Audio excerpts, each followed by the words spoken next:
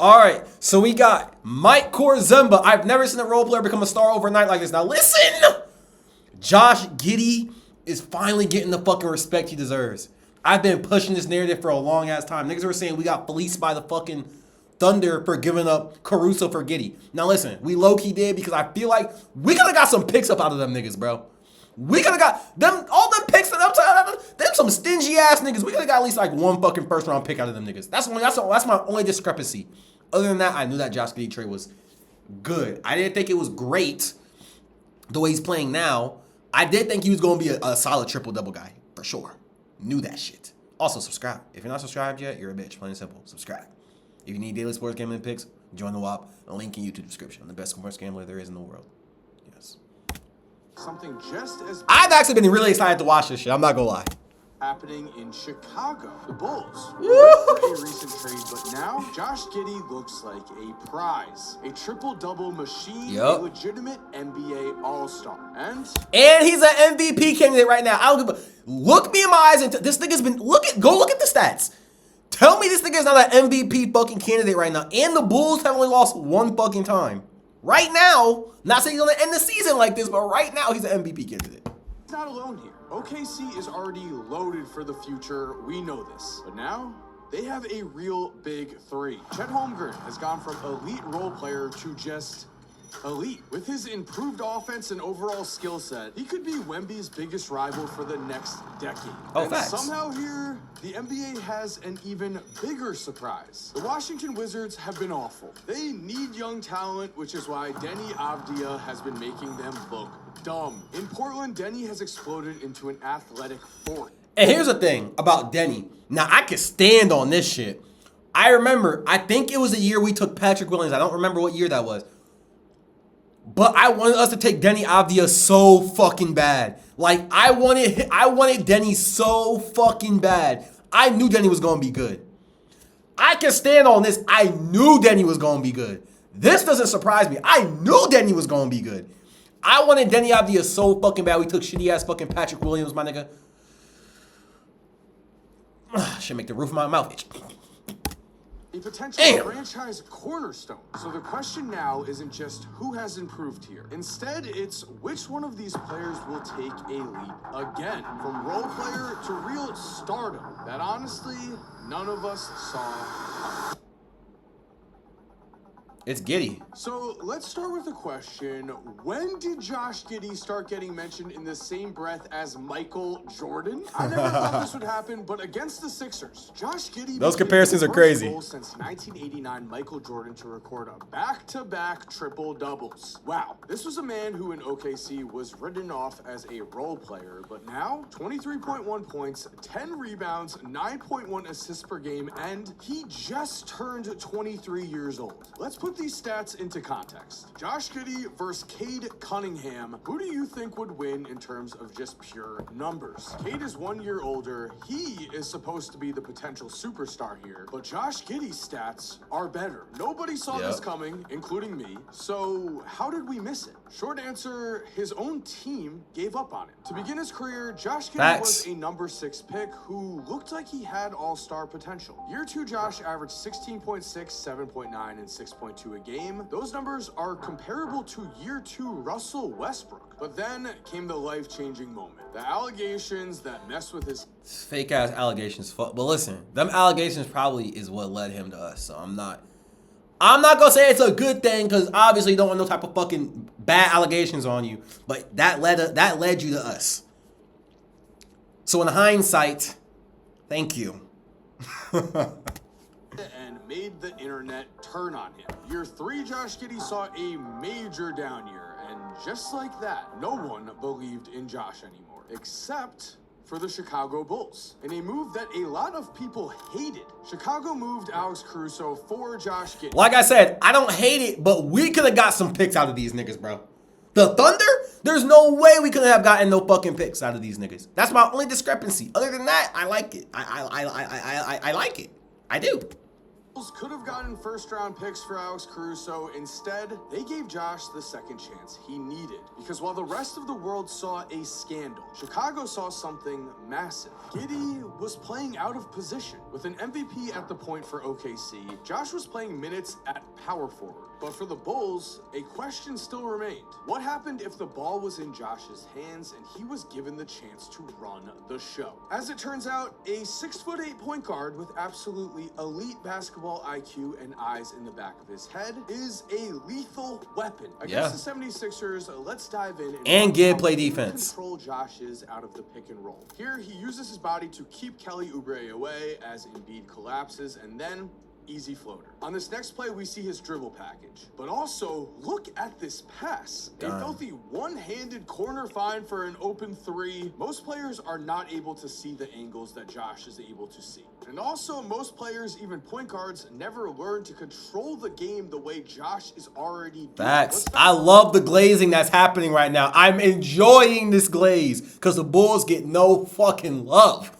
Understandably, because we've been ass. I'm enjoying this. Yes. To the fourth quarter here, lights are the brightest. You may notice that the Bulls have been losing big all game. But now, down 3 late, the Sixers just don't know how to guard Josh Giddey, and he takes advantage of that confusion, coasts by everyone, and makes an open layup. But now, most important play of the game. Josh is full of confidence. He wants the ball in his hands, and on a drive to the basket, Embiid has to help, which means game winner for Nikola Vucevic. The Great Chicago pass, Bulls by the are way. 6-1. Amazing. They're easily the biggest surprise team in the NBA, and Josh Giddey is the heart and soul of this squad. The fact that he was just paid and is only getting better shows us And this was a steal of a contract. And listen, if he continues to play like this, I don't want to say he's gonna fizzle out. I don't want to say that, but he is playing at an elite level, so there has to be some type of regression that's gonna come. And Kobe White still has to come back. If he could just maintain at least what he's doing, at least 85% of what he's doing, this contract's a steal, for sure. To be great. But with that said, does another man on this list have an even better chance at true superstar? But Mom, Dad, Uncle David. So I got a YouTube Premium on the way. Thank you, Mom. I've been telling y'all this, and I'm so dead when I say this. YouTube Premium on the way. continue, I'm very excited to say that this give me video another is fuck sponsored ass. by Fuck you. SeatGeek. With the NFL important young player in basketball. I know, what a statement, but Chet can be the difference maker between one Thunder title. Call me crazy. I've been said this shit. I've said it before, and I've gotten a lot of heat. Chet is better than Wemby. I'm going to keep saying the shit. If you want to win, if you have a winning team, you take Chet over Wemby. If you are a rebuilding team who doesn't have shit to fucking play for and you want to build around somebody, Wemby for sure. I'd rather build around Wemby than Chet for sure. But if you want to win, you are taking Chet over Wemby. Chet does not need the ball in his hands to be effective the way Wemby does on offense. He doesn't. Call me crazy. I've been saying this shit for a minute now. And I get black. Thunder becoming the NBA dynasty of the 2020s. Because if Chet Holmgren takes the leap to an all-NBA talent, OKC will already have a big three that seems impossible to match. Shea is just 27. He's currently the betting favorite to win MVP again this year, and the Thunder not only won 68 games last season, they have started this season off 8-0. The ceiling is truly the roof. And speaking of Shea, here's what he had to say about Chet Holmgren.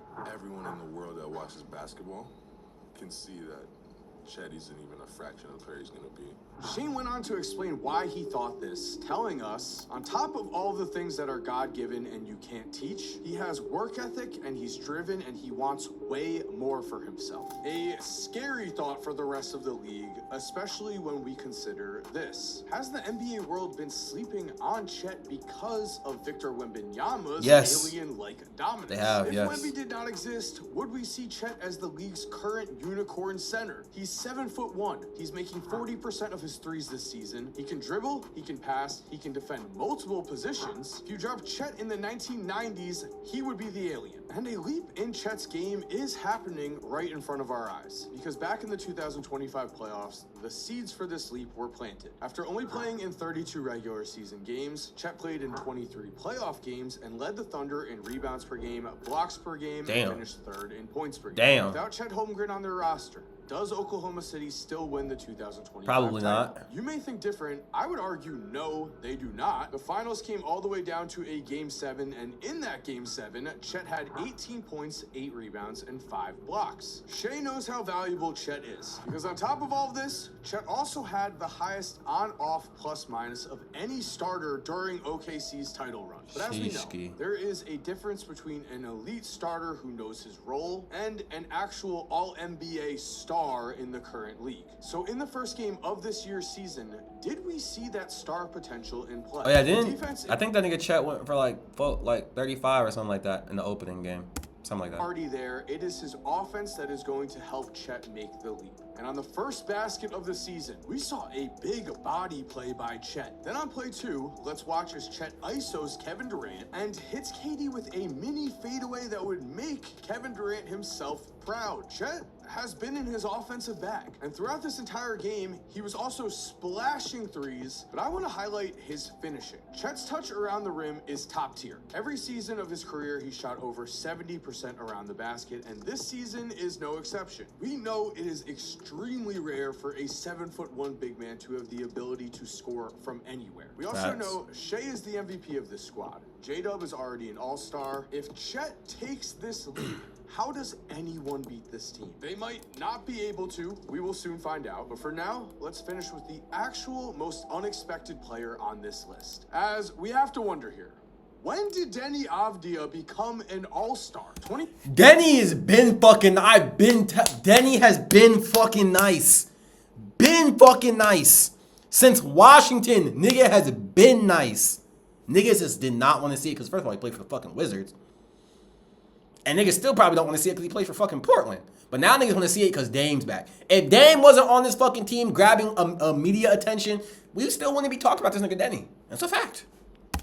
0.1 points, 6 I knew Deni was nice though. 3.9 assists per game for a man who hasn't turned 25 yet. Those are not just promising numbers, they're borderline all NBA level wing stats. Incredibly impressive, but here's the question. Is this real? We have to remember the Washington Wizards completely gave up on Deni, but we have seen players use trades and their new situations as fuel to tap into their full potential. And Deni, he was just third in Eurobasket in scoring this summer behind just Luka and Giannis, and has been using that newfound summer confidence to torch NBA defenses. Now, to be fair to Washington, they felt like Deni did not fit their timeline, and they did get young players and picks back for that trade. But I don't know if they thought Deni was going to become this good, because here's where things get crazy. Last season on Portland, Deni only averaged 16.9, 7.3, and 3.9 in around the same minutes played per game. I think we know that when players usually take a leap, it's because either their usage soars or their minutes skyrocket. Neither of those stats has really changed for Deni. Instead, we have just seen a transformation of pure ability. There is one thing that stands out above everything else, and that is his transition scoring. Deni is shockingly fast for his height. That pops out on screen immediately, and he has become a force on the fast break, averaging 1.26 points per possession in transition situations, while he also has a 73% true shooting percentage in transition. Both of those numbers are up big time from last year. And in ISO situations, same story, points per possession and shooting both up. Now we may be wondering though, is this just a hot start? But we find the answer to that if we look at the end of last season. How a player ends the year in the modern NBA is very important. With the playing game, a lot less teams are tanking, and those games are actually sometimes more competitive than early season games. And in March and April, Deni ended the year averaging